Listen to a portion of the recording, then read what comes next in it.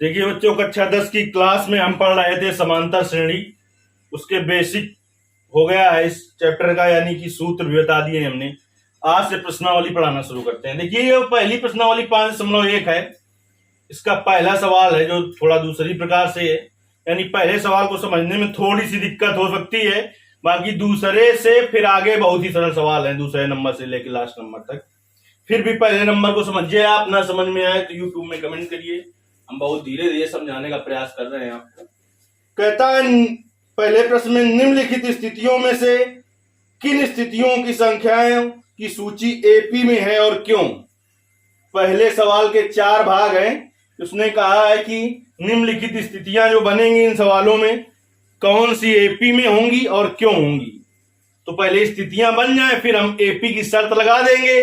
T2 minus T1 बराबर T3 minus T2 आ जाएगा अगर, तो समांतर श्रेणी में होंगी, और इसीलिए होंगी क्योंकि उनका सर्वांतर बराबर होगा। तो पहले का फर्स्ट पार्ट समझते हैं। कहता है प्रत्येक किलोमीटर के बाद टैक्सी का किराया, जबकि प्रथम किलोमीटर के लिए 15 रुपए है, प्रत्येक अतिरिक्त किलोमीटर के लिए किराया 8 रुपए है। प्रथम किलोमीटर का कितना है? प्रथम पद ए का मान कितना दिया है? 15। कह रहा है प्रत्येक अतिरिक्त किलोमीटर का किराया 8 रुपए है, यानी 8 रुपए बढ़ता जाता है प्रत्येक बार। तो सर्वांतर का मान दिया है इसने,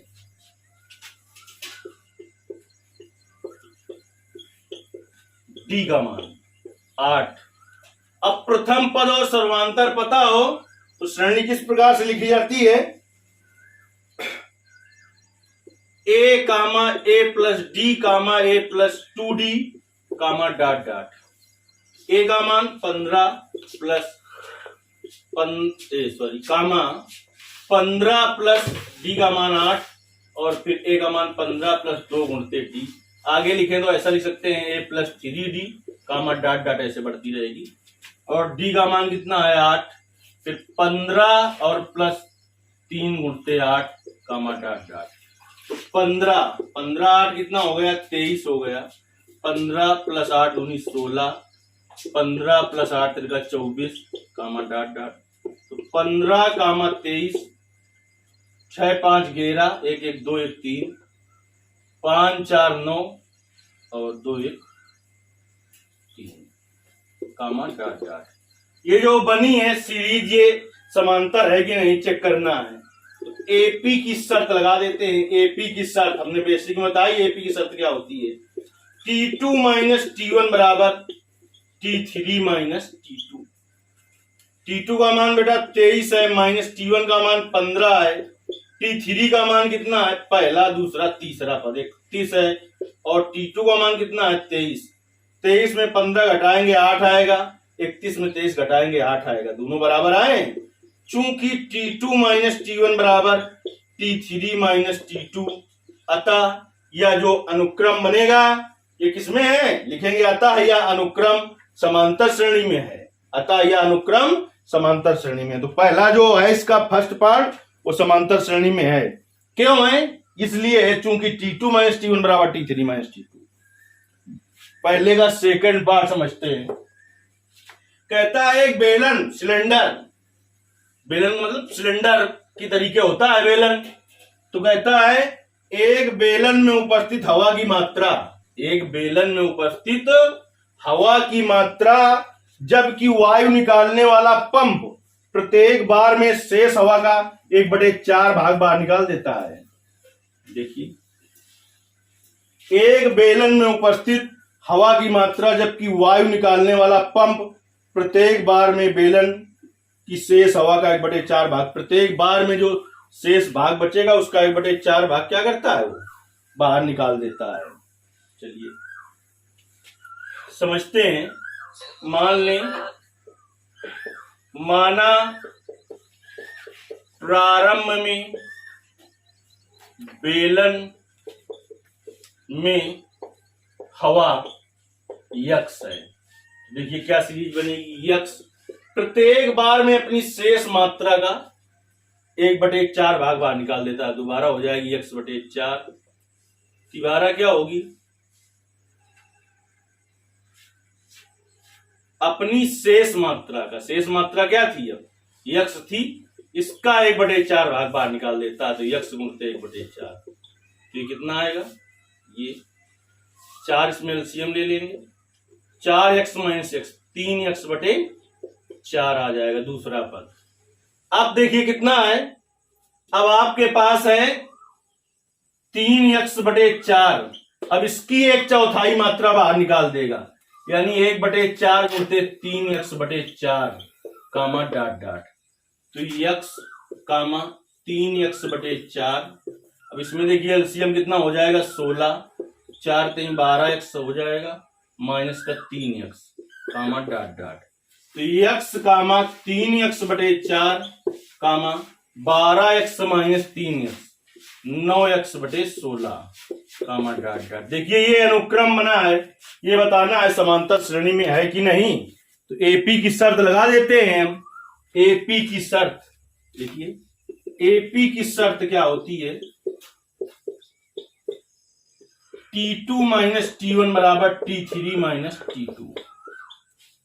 T2 का मान कितना है 3x/4 माइनस T1 का मान कितना है x, T3 का मान कितना है पहला दूसरा तीसरा पद 9x/16 माइनस T2 का मान कितना है 3x/4, इसके बटे कुछ नहीं तो एक है, 4 ले लिया एलसीएम, तो 3x माइनस 4x बराबर 16 ले लिया एलसीएम, तो 9x माइनस 4 बार जाएगा, 4 3 12x, तो माइनस x/4 बराबर कितना बचेगा, माइनस का 3x/16। देखिए इससे कटेगा नहीं, यानी ये इसके बराबर है क्या, नहीं है ना, तो चूंकि T2 minus T1 does not equal to T3 minus T2, अतः दिया गया अनुक्रम जो है वो एपी में नहीं होगा, यानी जो दिया गया सॉरी नहीं, अतः यह अनुक्रम एपी में नहीं होगा क्योंकि दिया नहीं अनुक्रम। फिर से इस सवाल को समझ लेते हैं। सवाल उसने क्या कहा है, उसने कहता है किसी बेलन में उपस्थित हवा की मात्रा जबकि वायु निकालने वाला पंप प्रत्येक बार में बेलन की शेष हवा का 1/4 भाग बाहर निकाल देता है। तो हमने मान लिया कि माना प्रारंभ में बेलन में हवा कितनी थी, यक्स थी, तो पहले हो गई यक्स, अब जो यक्स थी उसने अपनी मात्रा का 1/4 भाग बाहर निकाल दिया, तो 1/4 भाग कम होगा कि नहीं होगा, तो यक्स में 1/4 घटा दिया, यक्स में 1/4 घटा दिया तो आ गया 3x/4। अब मात्रा कितनी आ गई, ये 3x/4, तो अब इसकी मात्रा 3x/4 है, तो उसका 1/4 बाहर निकालेगा, तो इसीलिए कर दिया 3x/4 माइनस 1/4 गुणते 3x/4। इसको हल कर लिया तो ये एक अनुक्रम बना। यही बताना है आपको कि एपी में है कि नहीं है। तो इसका दूसरा पार्ट हल हुआ। तीसरा पार्ट देखते हैं इसका। देखिए तीसरा पार्ट इसका समझते हैं क्या है। पहले का तीसरा कह रहा है कि प्रत्येक मीटर खुदाई के बाद एक कुआं खोदने में आई लागत जबकि प्रथम मीटर में खुदाई की लागत 150 मीटर है, उसके बाद प्रत्येक मीटर की खुदाई की लागत 50 रुपए बढ़ती जाती है। सवाल पढ़ते टाइम ही पता चल गया कि समांतर श्रेणी में है, क्योंकि प्रत्येक पद में 50 बढ़ती जाती है प्रत्येक मीटर में, तो प्रत्येक मीटर के बाद 50 जुड़ता जाएगा।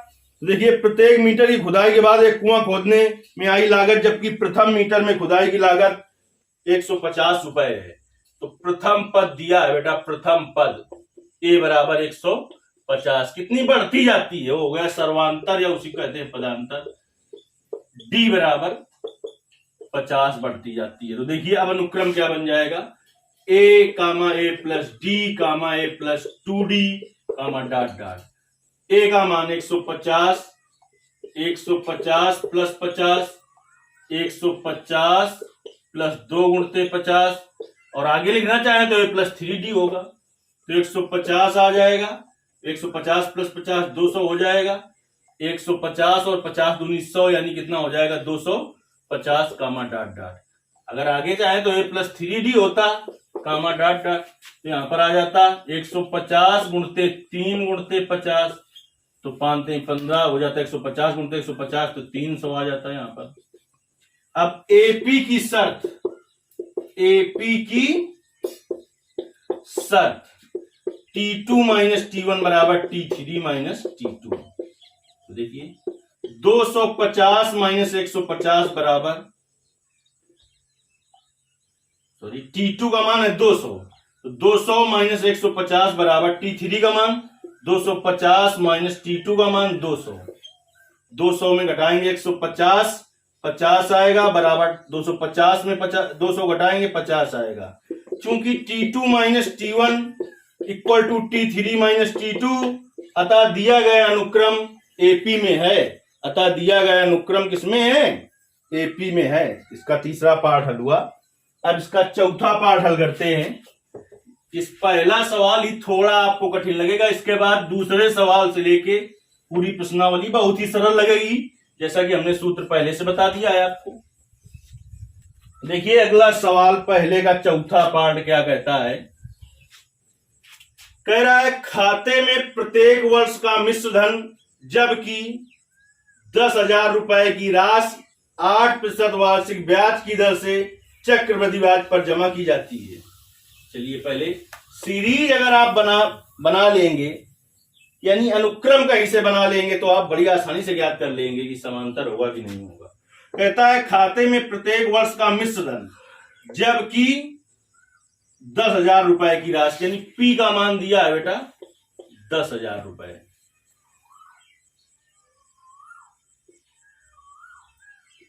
और क्या दिया उसने?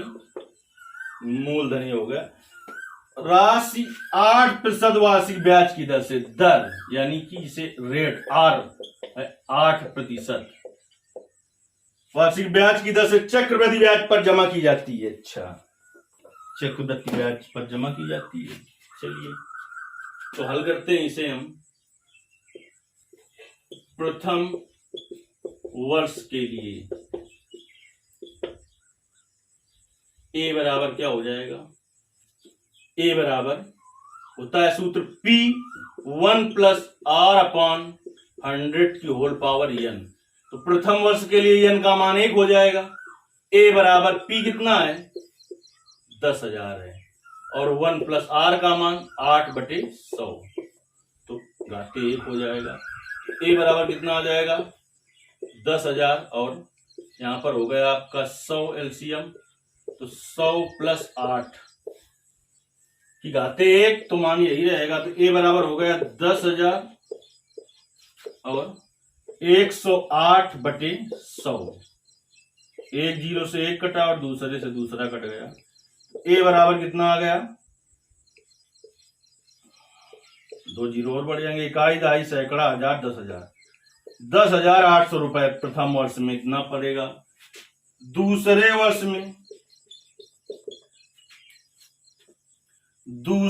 वर्ष के लिए मिश्र धन कितना हो जाएगा, यानी n का मान तो 2 हो जाएगा। सूत्र यही लगाएंगे, A बराबर P और 1 प्लस R अपॉन 100 की होल पावर n।